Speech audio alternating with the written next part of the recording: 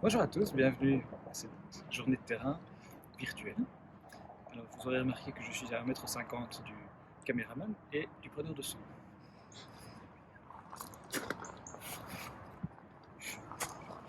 Alors le but de la journée sera de comparer deux crises majeures du Paléozoïque, à savoir l'événement de Hangenberg à la limite Dévonien-Carbonifère et l'événement de Kellwasser à la limite Franien-Faménien, donc dans le Dévonien supérieur.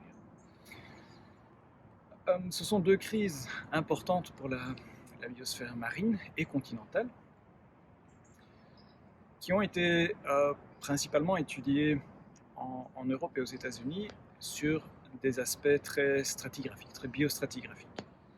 Mais depuis une dizaine d'années, il y a un renouveau dans ces études avec une approche plus quantitative des extinctions et des crises écologiques.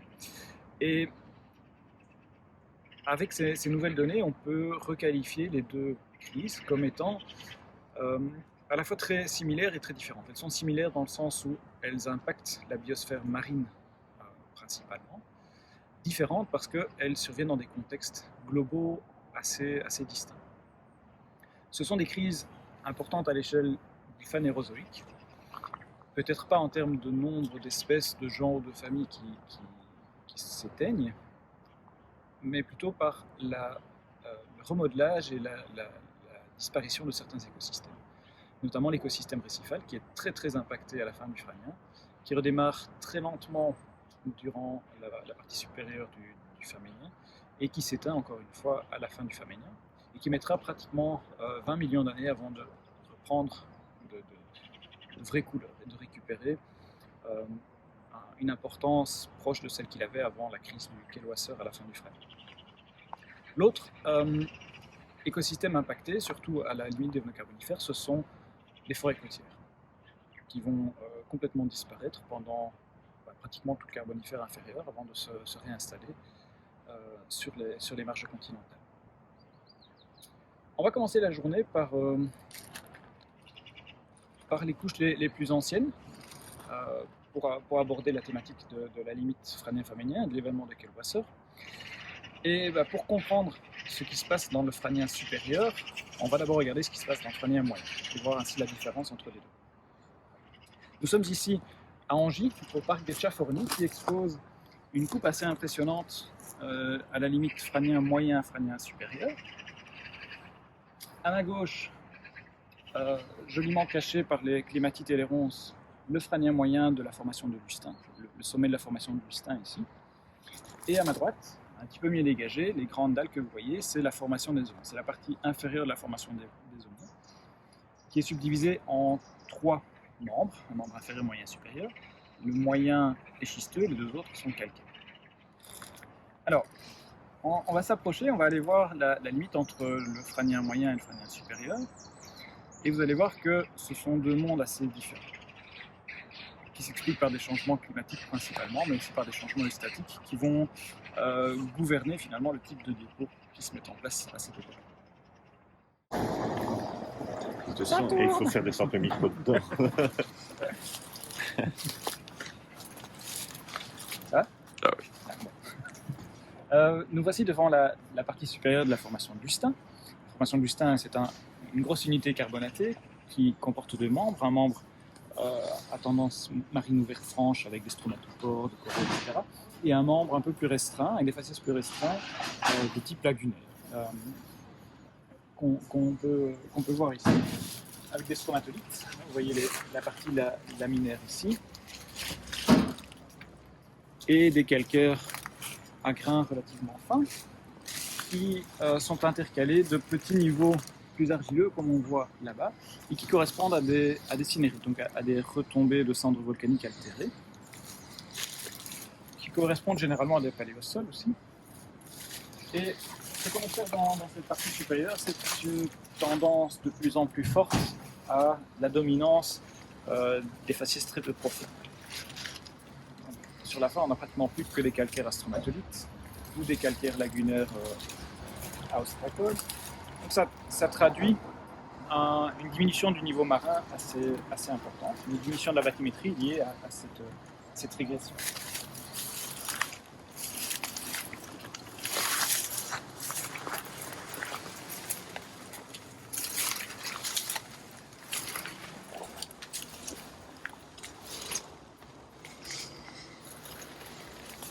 Voici le dernier banc de la formation Justin. C'est la partie tout à fait supérieure du cortège de haut niveau de la séquence de troisième ordre de Justin, et qui se termine par une surface abrupte qui correspond à la limite de séquence. Donc la plateforme carbonatée a émergé, sorti de l'eau et a été en partie érodée. Ce qui vient par-dessus, vous voyez ces petites plaquettes, c'est la base de la transgression suivante. C'est la base de la formation des aumônes qui correspond au dépôt lorsque le niveau marin réaugmente suffisamment pour noyer la plateforme qui jusque-là était émergente. Les premiers dépôts, c'est une quinzaine de centimètres, une vingtaine de centimètres de calcaire en petites plaquettes et qui comportent énormément de spicules d'éponges. Dans le paléozoïque, les éponges, c'est relativement fréquent, mais des concentrations de spicules d'éponges, c'est beaucoup moins fréquent et ça dénote généralement des petits coups de froid. On connaît ça dans plusieurs niveaux du Dévonien, du Silurien, de l'Ordovicien. Donc on peut supposer que suit les conditions chaudes pendant lesquelles la formation du Justin se met en place, des conditions plus froides correspondant à la base de la formation des aumônes aussi. Cette formation des aumônes, les premiers mètres sont encore relativement...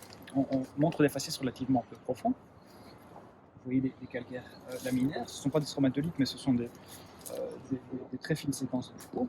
Puis ça évolue assez rapidement en calcaire plus franc. Et dans ces calcaires plus francs, vous voyez, il y a ces grandes assiettes. La caméra va zoomer pour vous montrer ce que c'est. Caméraman, s'il vous plaît. Ce sont des colonies, des grandes colonies de coraux tabulés et rugueux.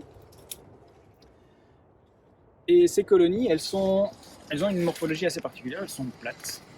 Habituellement, les Freschastrea qui qu'on trouve dans ces niveaux peuvent avoir des colonies plus en dôme. Ici, elles sont relativement plates.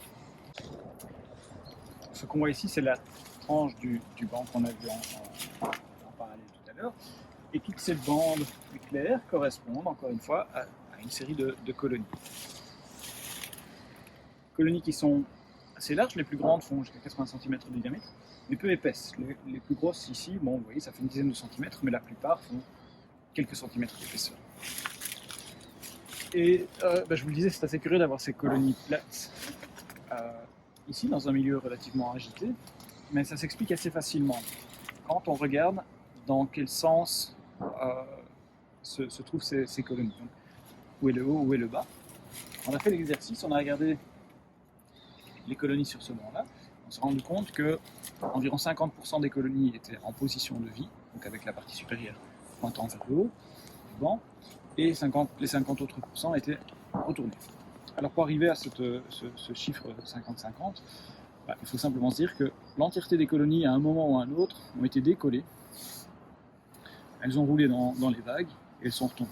Si elles retombent à plat, la tête vers le haut, elles continuent de croître. Si elles tombent à l'envers, elles meurent, elles se font recouvrir par d'autres coraux, notamment par des tabulés qui sont assez abondants ici.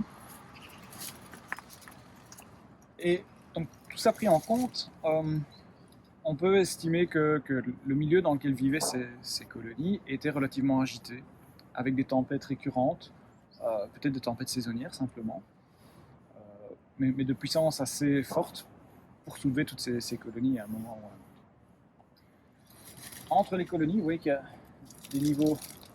des sédiments plus argileux, et c'est selon ces niveaux argileux qu'on arrive à séparer les colonies parce qu'elles ne sont pas encroûtées les unes sur les autres. Donc, mis à part les tabulés, qui avaient la capacité de se cimenter, les Freschastrea qui forment ces colonies, qui sont largement dominantes ici, n'avaient pas la capacité à se fixer, à se cimenter sur un substrat. Et donc, elles n'étaient pas attachées au fond marin.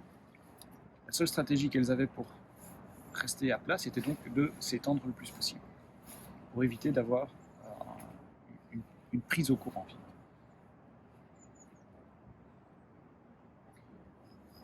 Donc ce banc expose particulièrement bien la partie biostromale de cette formation des aumônes, ce qu'on appelle dans la littérature plus ancienne le premier biostrome de la formation des Aumont, qui ici est vraiment un biostrome.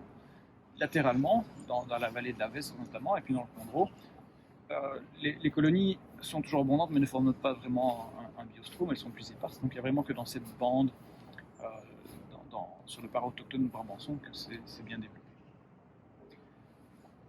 Ce que j'ai oublié de dire, ça on remettra au montage, c'est que la série est renversée. Donc la base est en haut, le sommet est en bas, mais ça vous l'avez compris. Et quand on regarde le changement vertical des faciès, on voit que les colonies deviennent progressivement plus abondantes dans la partie médiane du banc, et puis progressivement moins abondantes. Donc on va retrouver un peu plus de matrice à l'intérieur de ces bancs. Et c'est ce qu'on va voir sur l'autre banc là-bas. Alors quand on regarde de plus près les coraux qui poussaient dans ce biostrome, c'est relativement diversifié. En tout cas pour du Phrynion supérieur, c'est relativement diversifié. On a majoritairement des colonies de Freschastrea pentagona, qui sont ces jolies petites choses, avec des tout petits polypyrites de à peine 5 mm de diamètre. Il y a une autre espèce, avec des polypyrites un tout petit peu plus grands. Il y a de rares exemplaires de Potyphyllum ananas, qu'on trouve surtout dans la partie supérieure. Il y a des grands coraux solitaires, des grands rugueux solitaires comme celui-ci qui s'appelle Ancaxis incinis, qui va devenir très abondant par la suite. Et alors il y a des tabulés, des alvéolites, qui forment des feuilles assez plates, relativement étendues. En voilà encore un exemple ici qui vient couvrir une colonie de Freschastrea. Et voilà, ici on a un exemple d'une colonie de Freschastrea relativement grande, on est dans les 50 cm de diamètre.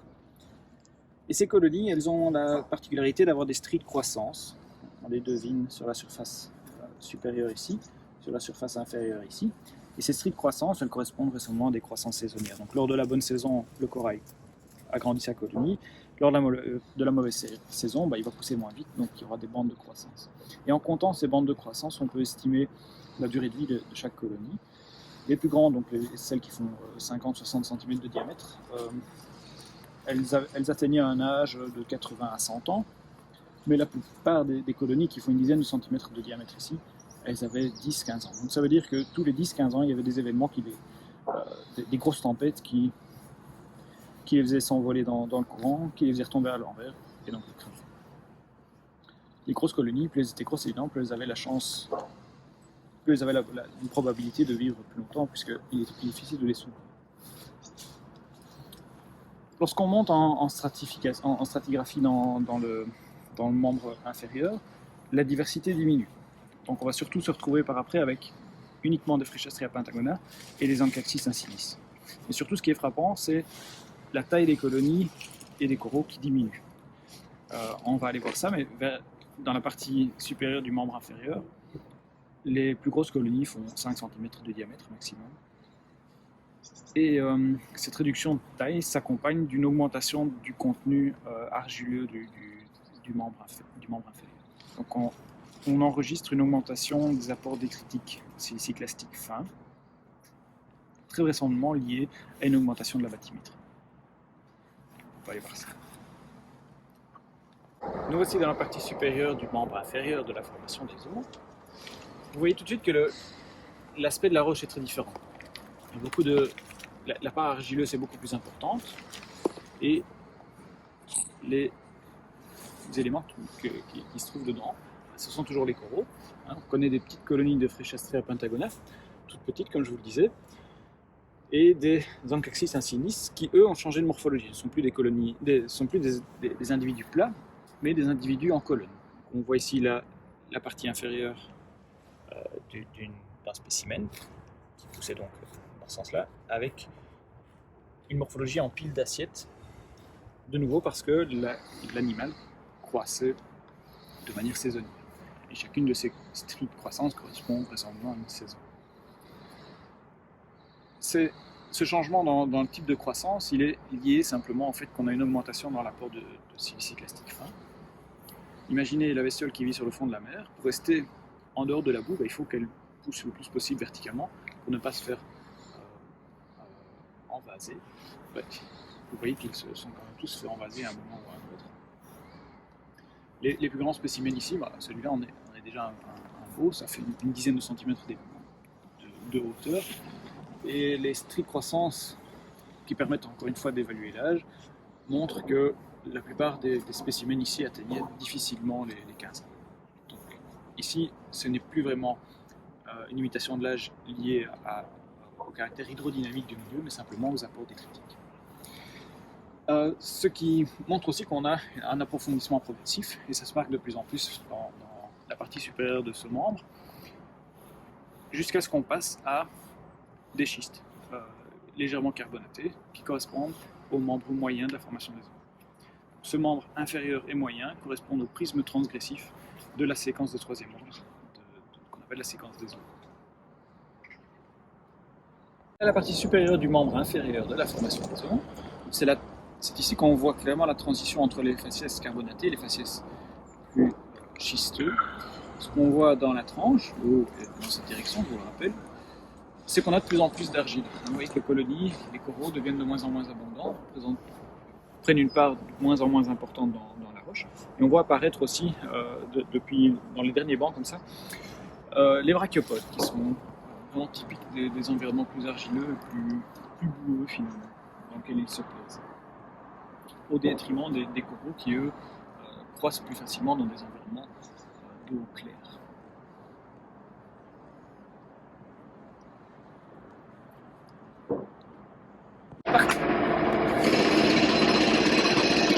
Alors, nous sommes ici à Lamalieu, toujours en Anjou, toujours sur le flanc renversé du puits.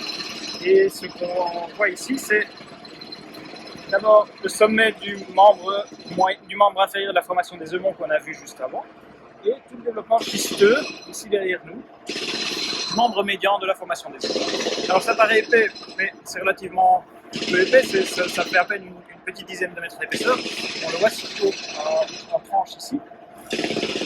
Ces schistes, ils sont gris à brun à la base, et en montant en stratis, on arrive à des faciès beaucoup plus sombres, comme ceux-ci, qui sont légèrement disoxiques. Alors il n'y a pas d'anoxie ici, puisqu'on va trouver dans ces faciès-là une faune assez riche, diversifiée et bien préservée, de brachiopodes, de glyzoaires, mais aussi des choses un petit peu plus, un peu moins communes, comme des fragments d'arthropodes, du trilobite, du céphalopode, etc. Après cet épisode un peu sombre, on retrouve des schistes gris qui deviennent progressivement plus carbonatés. Et ensuite, on va passer au membre supérieur de la formation des œufs qui, ici, prend l'aspect de calcaire noduleux, plutôt dolomitique. Alors, rappelez-vous, à la base de la formation des œufs se trouvait la limite de séquence. Le premier membre, le membre inférieur, était clairement transgressif. Ici, la transgression se poursuit et les faciès sombres ici correspondent au maximum flooding zone, c'est-à-dire le moment de la transgression où le niveau marin augmente plus rapidement que la sédimentation et donc la tranche d'eau devient plus importante. La profondeur relative est maximum. D'où le développement de ce début d'anoxie, de cette disoxie. Ensuite, la sédimentation réaugmente alors que le niveau marin continue à augmenter mais de manière plus faible et donc la tranche d'eau diminue. Toute cette partie, le premier membre, le membre moyen ici, forme le prisme transgressif de la séquence troisième ordre des œufs. Et le membre supérieur, qu'on va voir juste après, correspond au cortège de haut niveau et au cortège régressif juste au-dessus. Alors on peut regarder un petit peu les faciès, on va essayer de regarder quelques fossiles. Tout ça, vous allez voir que malgré l'aspect disoxique, l'aspect sombre, la faune est diversifiée. Ici face à nous se trouve la base du membre supérieur de la formation des œufs. Comme je vous l'ai dit, les schistes du membre moyen deviennent de plus en plus carbonatés et au sommet on passe à des vrais calcaires. Tout d'abord assez noduleux et puis plus francs. Mais ici, puisqu'on est en position relativement proximale dans le bassin, ces calcaires sont dolomitisés. Ils sont dolomitisés parce que à la fin de la séquence des œufs, le niveau marin diminue et donc la plateforme émerge et l'altération météorique induit un lessivage de la roche et donc sa dolomitisation. C'est donc le cortège de haut niveau ici, avec une limite de séquence au sommet qu'on verra dans la coupe de Landermonde tout à l'heure. par-dessus viennent se mettre les schistes correspondant à la transgression suivante, qu'on appelle la séquence de l'embergement.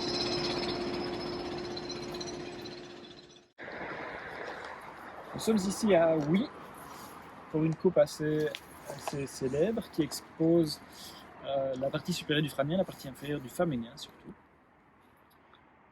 en position très proximale. Et donc c'est une coupe assez lacunaire. On voit apparaître dans les broussailles derrière quelques pointements de dolomie qui correspondent au sommet de la formation des aumônes qu'on a vu à la Malieu juste avant. Et ici, ce sont les schistes qui viennent par-dessus et qu'on appelle les schistes de Franc-Ouaré. Ce sont des schistes gris, verts et un peu rougeâtres. Certains niveaux sont fossilifères. On voit ici des empreintes de cyrtospérifères, typiquement d'âge franien supérieur. Mais on ne sait pas mettre le doigt sur la limite franien-faménien ici. Elle a été déterminée sur base des microfossiles, des acritaches notamment, mais elle tombe ici quelque part entre ce niveau à brachiopode et le niveau du matitolytique qu'on voit là-bas, donc dans un paquet de 5-6 mètres. Alors les schistes ici ne sont pas anoxiques de nouveau, mais certains niveaux montrent des petits lamellibranches, des ostracodes qui indiquent plutôt des faciès disoxiques. Et ces faciès disoxiques rappellent assez fort ce qu'on a vu à la Malieu juste avant, dans le membre intermédiaire de la formation des aumônes. Et ces deux niveaux disoxiques correspondent aux deux phases de l'événement anoxique de Kelwasser, le Kelwasser inférieur et le Kelwasser supérieur. L'inférieur évidemment dans la formation des aumônes, le supérieur ici quelque part, mais très peu exprimé. On le verra mieux dans une autre coupe à l'embergement tout à l'heure. L'intérêt de cette coupe ici, c'est de montrer la partie inférieure du faménien avec des faciès très particuliers, puisqu'on a un énorme banc d'hématite oolitique qu'on va aller voir tout de suite. Voilà ce niveau très particulier d'hématite oolitique, qui fait un bon 60-70 cm d'épaisseur, et qui est composé d'oolite, de petits grains hématitisés. Alors l'hématite n'est pas le minéral initial, c'est un minéral secondaire qui est lié à l'oxydation de chamosite et de berthierine, donc des chlorites ferrifères, dont l'environnement de dépôt est assez particulier. Ça se met en place dans des zones assez calmes, évidemment sursaturées en fer, et ce fer ionique provient vraisemblablement de l'altération de cendrées volcaniques. Ces niveaux-là se corrèlent avec des niveaux en Allemagne qui passent à des pilolava et à des dépôts de cendrées. L'origine du fer est vraisemblablement volcanique, et ce volcanisme est peut-être en relation d'ailleurs avec les extinctions de la faune du Franien. Donc ça se met en place vraisemblablement sur le continent, en bordure continentale, et c'est arrivé dans les parties plus profondes du bassin sous forme de tempestites, puisque ce sont des niveaux qui sont très lenticulaires, avec des stratifications obliques, etc. Donc un environnement assez peu compatible avec ce qui est en dessous et ce qui vient en dessus, qui sont des shales de décantation, des argiles de décantation dans des environnements beaucoup plus calmes et plus profonds. Stratigraphique intéressant, puisqu'on arrive à le suivre un petit peu partout dans le bassin de la Méditerranée, mais aussi vers l'Allemagne et vers le Boulonnais. D'épaisseur et de composition assez variables, mais toujours bien reconnaissable. C'est aussi le premier niveau hématito-oolitique du faménien. Il y en a 4 niveaux dispersés dans le faménien au-dessus de ça. Et c'est aussi le plus épais, à tel point qu'il a été exploité comme minerai de fer pas très loin d'ici, entre Huy et Andenne. Donc ça, c'est la base du faménien. On le sait, c'est daté par Conedon. Tout à l'heure, on avait les brachiopodes, donc il reste ce paquet intermédiaire qui enregistre vraisemblablement la limite franière-faménienne. Mais l'événement de Kelwasser, lui, le Kelwasser supérieur n'est vraiment pas évident à trouver, si ce n'est quelques petits niveaux avec des lamellibranches indiquant un peu de disoxyde. Alors la suite du faménien, on le voit, ça reste argileux. La différence avec les schistes franiens, c'est qu'ici on a des teintes violacées.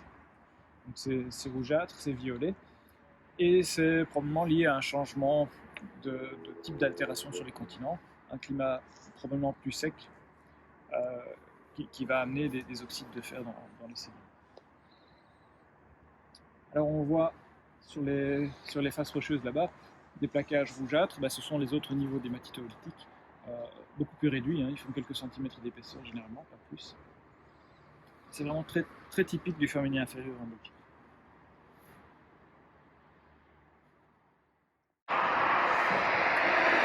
Voilà la coupe de Lambermont, près de Verviers, dans la nappe de la Vesdre. Et les faciès du Franien supérieur dans la nappe de la Vesdre sont pratiquement les mêmes qu'au bord, que dans la région de la vallée de la Meuse. Donc la succession Lustin, Zeumont, Lambermont est identique. Et on recommence ici avec la formation des Zeumont qui est ici derrière moi. Alors juste pour qu'on comprenne, tout est renversé ici. Donc la base du membre supérieur des Zeumont, le membre calcaire, est là. Et son sommet un petit peu plus loin, on ira le voir après. Je vous rappelle, on a vu le membre supérieur de la formation des Zeumont à la Malieu. C'était les calcaires dolomitisés. Ici, c'est également des calcaires, mais la dolomitisation est moins poussée. Et dans ces calcaires, on trouve des faciès un peu particuliers, généralement des grainstones, très riches en oncoïdes. Alors les oncoïdes, je vous rappelle, ce sont des grains encroutés par des bactéries calcifiantes, mais ici également encroutés par des bryozoaires, par des coraux, par des stromatopores. Ça forme des petits objets de quelques centimètres jusqu'à une dizaine de centimètres de diamètre, relativement diversifiés. Écologiquement parlant, c'est très intéressant parce que ça met en avant toute une série de choses, notamment sur l'aspect boueux du fond marin, où les organismes coloniaux ne pouvaient pas s'implanter, si ce n'est sur des grains plus stables et plus durs. Deuxièmement, la composition de ces objets, de ces oncoïdes et de ces macroïdes est largement dominée par des organismes ubiquistes. Donc ça montre bien que les conditions environnementales étaient assez difficiles à vivre et que la diversité décroît progressivement au cours du Franien supérieur.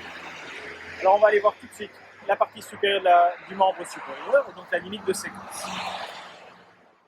Alors nous voilà au sommet de la formation des Zeumont. Ici, donc le sommet, puisque c'est renversé, je vous rappelle, se trouve là. On voit très bien la limite avec les schistes de la formation de Lambermont qui viennent jusqu'au dessus. Là-haut, vous voyez qu'on a les calcaires massifs et une coupure assez nette.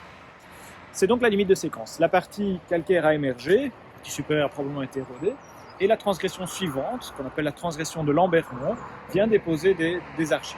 Et ces argiles, elles sont extrêmement riches en fossiles. Je vous propose de regarder sur la dalle ici. Qu'est-ce qu'on trouve? Des tas de coloniaux. Ici, des colonies de Freschastrea de plusieurs espèces. Des tabulés, alvéolites. Des coraux rugueux solitaires. Et une foule de brachiopodes, notamment dans les faciès un petit peu plus fins et un peu moins carbonatés, qui viennent juste au-dessus et qu'on va voir tout de suite. La formation de Lambermont est composée de plusieurs membres qui montrent des lithologies légèrement différentes. Ces lithologies montrent une augmentation progressive de la bathymétrie. Alors à la base, on a les schistes relativement carbonatés avec des coraux, qui évoluent rapidement, et on le voit bien ici, vers des schistes non carbonatés, dans lesquels on trouve beaucoup de brachiopodes. En voilà quelques exemples. Ce sont les brachiopodes typiques du Franien supérieur, des spirifères, des cyrtospirifères même. C'est relativement riche, il y a beaucoup d'individus, mais c'est peu diversifié. Et plus on monte en stratie, plus l'aspect décalcifié des schistes se marque. Pourquoi? Parce que la production carbonatée qui se fait sur la plateforme est de plus en plus loin, puisque la mer augmente et donc la ligne de rivage recule. Cependant, on va le voir, on a toute une série d'autres faciès qui vont se mettre en place et qui racontent l'histoire de cette transgression, la dernière transgression du Franien. Dans la partie médiane de la formation de Lambermont se trouve une unité carbonatée. C'est en fait la dernière unité carbonatée du Franien et elle contient une faune assez pauvre de coraux, de brachiopodes. Elle avait reçu le nom dans la littérature ancienne de troisième biostrome, à coraux, Et c'est dans ces niveaux que se trouvent les tout derniers stromatopores du frêne. Après, il n'y en a plus. Il n'y a plus de coraux coloniaux non plus après. Donc ça marque la dernière zone de confort environnemental pour ces formes. Après, les conditions environnementales changent. Il fait probablement plus chaud. Les eaux sont beaucoup moins oxygénées. Et les apports détritiques sont de plus en plus forts. Et donc, la production carbonatée devient impossible pour eux. Autre faciès témoignant d'un approfondissement, ce sont ces schistes à nodules. Les nodules sont des carbonates. Et vous voyez que la teinte est rouge. Cette teinte rouge, elle vient du fait que l'entièreté de l'oxygène du milieu a été consommée par l'oxydation des sédiments ferreux vers des sédiments ferriques. Localement, il y a encore du vert, donc des zones un peu plus réduites. Donc ça signifie que la quantité d'oxygène disponible dans le sédiment et sur le fond marin était relativement limitée. Ça explique pourquoi la faune benthique est très rare et extrêmement peu diversifiée. On va rencontrer quelques petits brachiopodes, mais les conditions environnementales ici sont telles que la vie devient presque impossible sur le fond marin. L'apparition de faciès verdâtres au détriment des faciès rouges indique des changements dans les conditions redox du sédiment, vraisemblablement liés à l'oxygénation du fond marin. Cette grosse unité très épaisse de schiste verdâtre ici contient quelques rares niveaux de nodules et est extrêmement pauvre en feu. Nous arrivons ici au sommet de la formation de Lambermont, qui, je vous le rappelle, est caractérisée par une série de faciès qui montrent un approfondissement progressif. Et cette formation, elle est couronnée par ce niveau un peu particulier. Alors, ce n'est pas très photogénique, mais vous voyez toute une série de cellules carriées, décalcifiées, qui correspondent à des nodules calcaires. Et ces nodules calcaires, ce sont des calcaires vraiment très argileux avec des brachiopodes. Voici à quoi ça ressemble quand c'est frais. Vous avez des passés calcaires, des passés argileuses qui alternent. Alors ici, ça n'a rien à voir avec des cycles climatiques, puisque vous voyez que les couplets font quelques centimètres d'épaisseur seulement. Ce sont des tsunamites. Les tsunamites, c'est le dépôt lié au passage des vagues déclenchées par des tsunamis. La caractéristique étant d'avoir un sac et un ressac qui vont amener d'abord des sédiments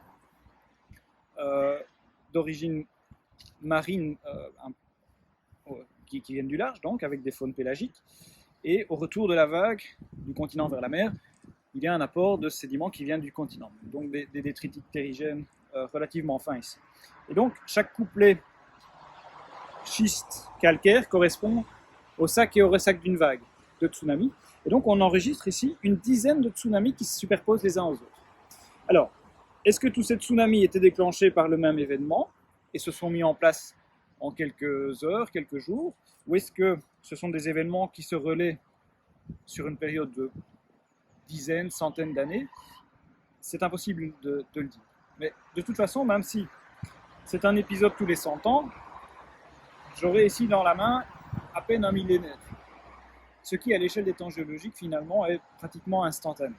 Donc la question ne se pose pas tellement à cette échelle. La question qui se pose ici, c'est qu'est-ce que cette tempête fait à l'environnement marin, à l'environnement benthique en particulier? Eh bien, imaginez cette énorme vague, ces énormes vagues qui déferlent sur le continent, elles modifient aussi de manière très importante les eaux, même en profondeur. Et notamment, ça va faire disparaître la stratification océanique. Donc les eaux océaniques profondes, pauvres en oxygène, vont se retrouver mélangées et projetées sur les plateformes. Donc une plateforme qui vivote, on l'a vu, il y avait encore des faunes dans les schistes en dessous, va se retrouver tout d'un coup pratiquement anoxique. Et donc toute la faune benthique va périr. Toutes, non bien évidemment, puisque un groupe particulier de bestioles résiste encore et toujours à l'anoxie. Et chance pour les paléontologues et les paléoécologistes, ils sont marqueurs des eaux très pauvres en oxygène. Ce sont ces petites coquilles, des lamellibranches. Vous avez des paperpecten, des petites coquilles Saint-Jacques finement ornementées, et des lamellibranches qui ressemblent un peu à des moules, qui sont vraisemblablement des Naiaides. Tous les deux sont caractéristiques des eaux vraiment très pauvres en oxygène. Donc on n'est même plus dans les faciès disoxiques ici, c'est clairement anoxique. La preuve, c'est qu'il n'y a rien d'autre, il n'y a pas de brachiopodes, il n'y a plus de coraux bien évidemment, mais les seules faunes qui résistent, ce sont des faunes très très spécialisées comme celle-ci. Donc, rappelez-vous, pour faire un petit résumé, après la formation des aumons, qui est déjà assez pauvre en faune, parce que c'est plus froid comparé au Franien moyen, durant tout le Franien supérieur, on a 2 cycles eustatiques, 2 séquences eustatiques de troisième ordre, qui montrent un approfondissement de plus en plus fort. L'approfondissement maximum, il est atteint au moment où les schistes anoxiques se mettent en place, donc un petit peu après la tempestite, la tsunamite ici. L'effet de la crise écologique de la fin du Franien, elle est donc étalée sur tout le Franien supérieur, donc sur au moins 5 millions d'années. Ce qui contraste très fort, et on le verra après, avec la crise de la fin du Dévonien, de la fin du Faménien, qui elle est une crise très brusque et très courte, quelques centaines de milliers d'années seulement. Mais les effets sont similaires, c'est-à-dire que l'entièreté des écosystèmes marins va être affectée, vraisemblablement aussi sur les continents, mais à une bien moindre échelle. Par contre, malgré la puissance de ces événements, le type de dépôt ne change pas. On était avec des shales, des schistes, avant la limite, après la limite, ce sont de nouveau des shales et des schistes. Il n'y a pas de rupture sédimentaire importante, mis à part un événement très très localisé. Vous voyez, c'est pas très épais, ça fait une cinquantaine de centimètres. Mais si on ne met pas le doigt sur cet événement-là, il est très compliqué de comprendre l'entièreté de la succession. Donc même si on a une succession qui fait plusieurs centaines de mètres d'épaisseur, la solution, elle se trouve dans un niveau, un horizon comme ça, qui fait même pas 1 mètre d'épaisseur.